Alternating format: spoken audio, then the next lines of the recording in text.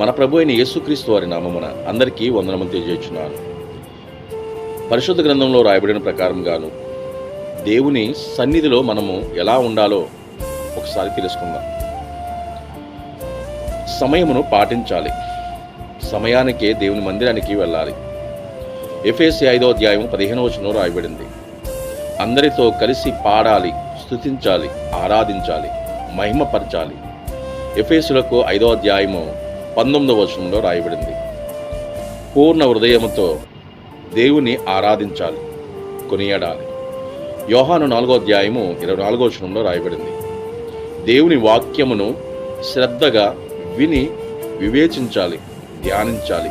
అపోస్తుల కార్యములు 17వ అధ్యాయము 11వ వచనంలో రాయబడింది.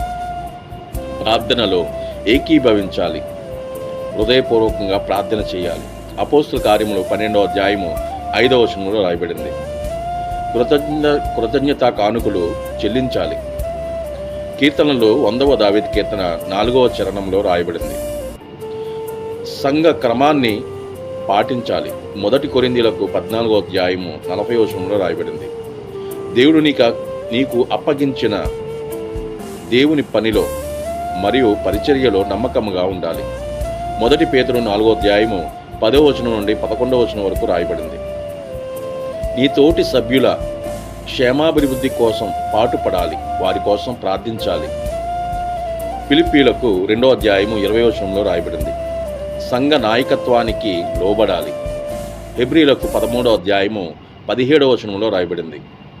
దేవుని సన్నిధిలో నీకు ఏకాగ్రతను హరించే దేనినైనా తీసుకెళ్ళకూడదు.